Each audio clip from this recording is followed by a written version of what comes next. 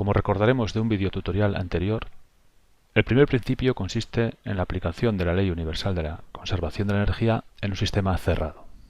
Al aplicar esta Ley de Conservación de la Energía en un sistema cerrado, obtenemos un balance de energía, que adquiere la expresión matemática de la forma siguiente: calor intercambiado por el sistema con el medio circundante a lo largo del proceso desarrollado de 1 a 2 es igual a la variación de energía interna del sistema a lo largo de dicho proceso más el trabajo intercambiado por el sistema a lo largo de dicho proceso. Un sistema cerrado intercambia trabajo mediante el desplazamiento de sus fronteras, como mínimo de una de sus fronteras. Por lo tanto, debe experimentar un cambio de volumen. Y ese tipo de trabajo se llama trabajo de desplazamiento de frontera.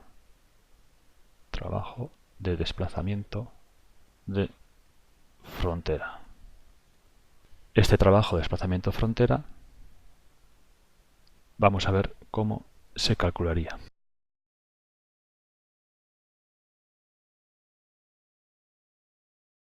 Si el proceso es tanto interna como externamente reversible, supongamos un cilindro pistón.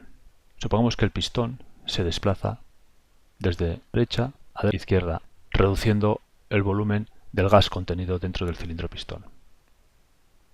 El gas contenido dentro del cilindro pistón constituirá el sistema y el pistón se está desplazando como consecuencia de la presión equivalente a las fuerzas exteriores.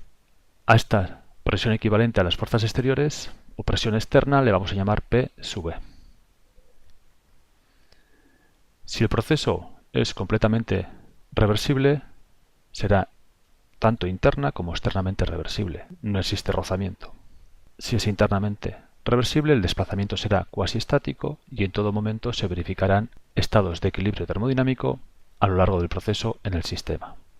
Por lo tanto, se verificará a lo largo de todo el proceso que la presión dentro del sistema es uniforme. Irá variando de manera uniforme en toda la extensión del sistema. Y en ese caso, podríamos detener en cualquier momento el proceso de desplazamiento del pistón y observaríamos un estado de equilibrio.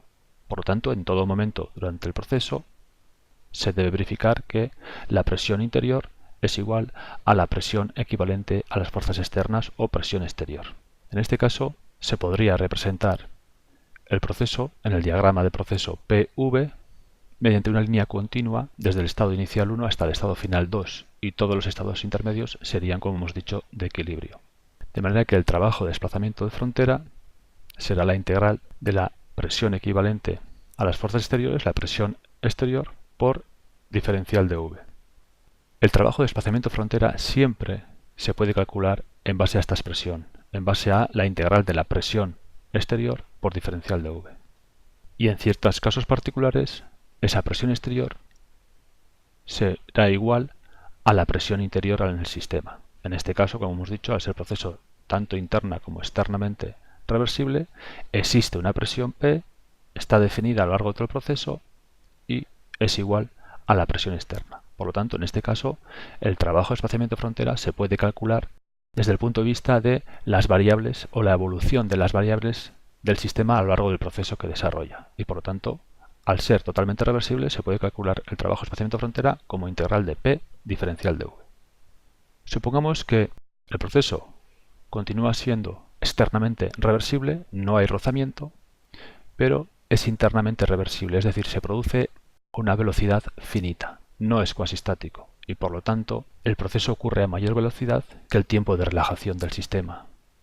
No tiene tiempo toda la extensión del sistema a uniformar el nuevo valor instantáneo de presión a lo largo de los diferentes estados por los que pasa desde 1 a 2 y se observarían dentro del sistema regiones en las que la presión es variable. No existe una presión uniforme dentro del sistema y por lo tanto no se puede dar un valor de presión dentro del sistema para cualquier estado intermedio.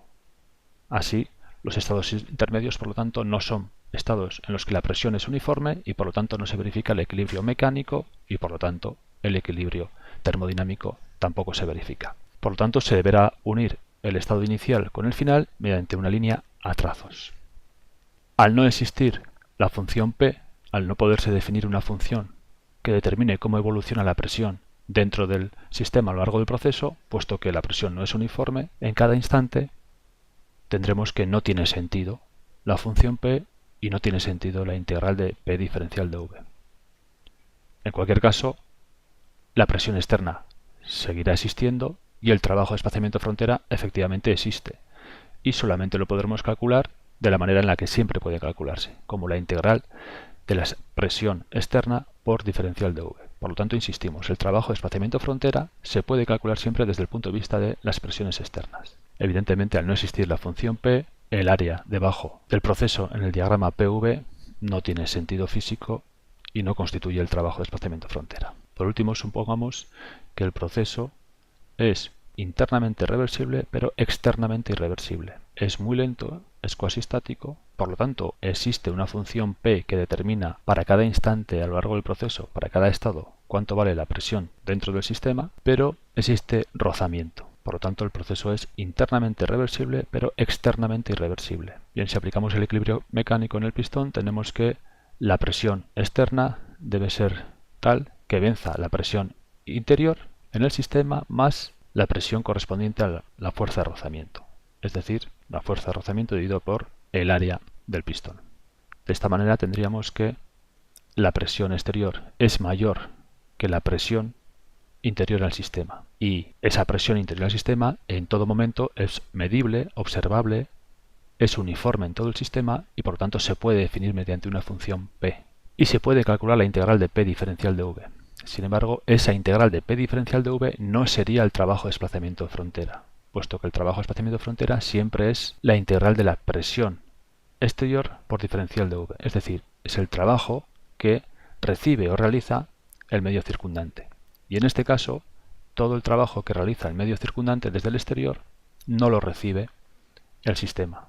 La integral de P diferencial de V que recibe el sistema es el trabajo que recibe el sistema, pero realmente se ha tenido que realizar sobre el sistema más trabajo para poder aportarle eso. Se ha realizado todo el trabajo de desplazamiento de frontera, que sería la integral de P diferencial de V más el trabajo de rozamiento.